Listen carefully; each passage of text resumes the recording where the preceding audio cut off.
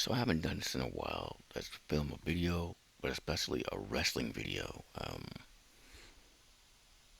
I just finished Smackdown, and it left me feeling a way I haven't felt in a while about WWE specifically, and that's numb. The build for Wrestlemania, which by the way is next week, hasn't been great. We know that. Their biggest storylines appear to be the ones that people hate the most, and I get it. And I thought I saw today. I want to speak on two of them. It's like, I don't know, man. And it's strictly about SmackDown. Like, that's what I just got to watching. So, I mean, the match I'm most hyped about is Brock Lesnar and over Femi. I don't even like Brock Lesnar. So, what does that tell you? But anyway,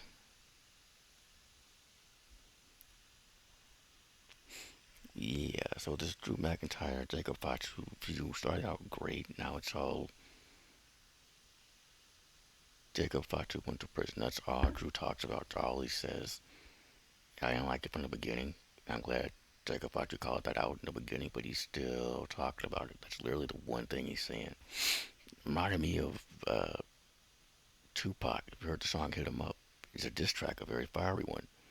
He went every which way at every single East Coast rapper, including Prodigy from Mobb Deep, who was a fellow who was, should I say, a fellow warrior like myself. He had sickle cell, and that's all Tupac would talk about. He had sickle cell. He couldn't do anything because he had sickle cell. I hate that. And he kept on. He heard his music after that.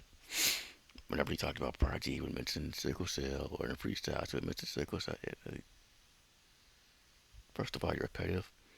Secondly, that's beyond low hanging fruit. It's messed up. It's not about that. I fully believe if Pac were around, he would have apologized. He had a habit of speaking without thinking. It was a whole thing with Tupac resurrection. So, but this sort of reminded me of like he's talking about how Jacob Fatu was locked up. Like we know that. Like, it's barely coming to place that he's been in WWE. But now they're really playing it up. I don't get why. And McIntyre's a good talker.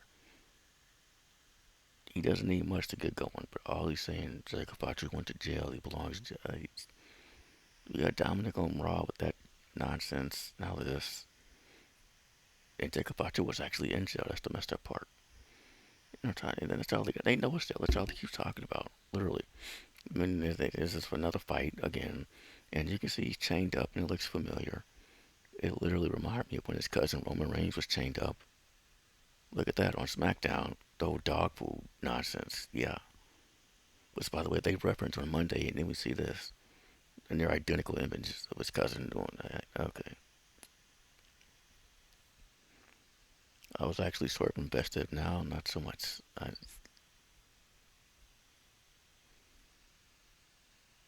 Finally,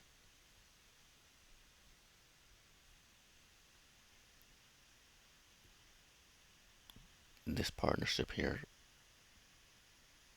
that only one person gets, and that's Ari Emanuel, because this was his call, from straight from TKO Holding, the company that owns WWE, because Pat McAfee is his client, and he's trying to push him. His words, trying to make him the next Stallone, which I like Pat McAfee. I even like this heel thing he's doing. He's saying a lot of things that need to be said. Like WWE's legit upset because he's going off script. He's a good talker, but like Pat McAfee, he ain't no Stallone. Let's get real.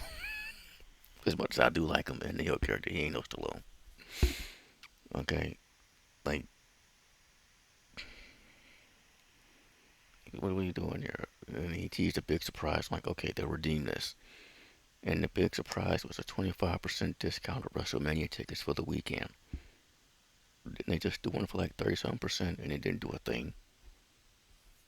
How would less do more? I don't get that math there. That, and then if Cody loses, then Pat McAfee will retire from WWE.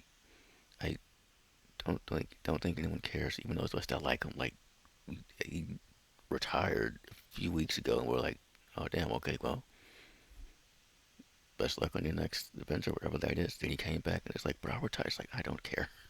That's it. That's your big surprise. They haven't missed a mark this bad in a long time, and I'm just like, I didn't even hate the Pat McAfee stuff. It's like he's just painfully misplaced here. And they saw what they need something. A third person, which again they alluded to. Because Cody Rhodes was like, whoever sent you, so there must be a third person. Uh, I, this is back-to-back WrestleManias where they tease something big, and it was less than a wet fart. Like, the whole Travis Scott last year was what this is being compared to. Which this is better than that because at least Pat McAfee can wrestle, and he talks on the mic. And he actually does care. Like going off script and saying those things he said that came from somewhere. But like what is it? The whole people complain about the whole celebrity thing. Yeah, it helps that I don't know who half these people are, but most of these people. Um, Dilly Roll, I was always hearing or there about him being part of the. I don't. It didn't do a thing for me. Just like his music, I hear or there. I'm glad he respects it. That he's actually putting the work in. I love that. Like Bad Bunny. Not a fan of his music. I tried. But as a wrestler, I dig him. Logan Paul. I still hate that he's good at it. I respect him, but I don't like him, which is fine because he's a heel. Uh, they brought in now Yachty, Lil Yachty. I never liked this. I don't know what that is. It is music. I tried. It wasn't my thing. Seems like a good dude, a cool dude. I just no. Like beyond that, those two songs I tried to play, I don't know anything about them. Uh, is that it? Jelly Roll, Yachty, McAfee, like another one. Yeah, I mostly they don't know who they are or don't actually, not really phased either way. They're making weird calls. I haven't felt like this since Mr. America. Okay, that whole thing. If it looks like a Hogan, it talks like a Hogan, it moves like a Hogan, comes out to Hogan's music, must be a duck. Like I haven't been this insulted, should I say, since then. I don't know, man. Like I thought real hard about just turning it off and watching something else. I, I suppose I haven't told WrestleMania to get me back, I guess. Again, it's just what's on Smackdown. I didn't address the Raw stuff. They done with the women's division, or the complaints about all the people in the top cards over 40. I look, that's not my complaint. It's that it's the same people we've been seeing the last couple of years. If they have such a large roster and not doing anything with most of the people, that's the complaint, especially in the women's division. Like, you know, I like the AJ Lee's back, her and Becky. I've seen that already. They need to see it again. I don't really care this time around. You know, I don't even know the other women's champion, Julia. What's he doing with not really anything? There are like two more champs. I forgot who they were. That's the same. There are 14 cards on the 14 cards. 14 matches on the card for WrestleMania. I just talked about two of them at length. I mentioned a few more. I don't know the rest, and that would make me a reason to care. That's a problem. That's all I'm saying.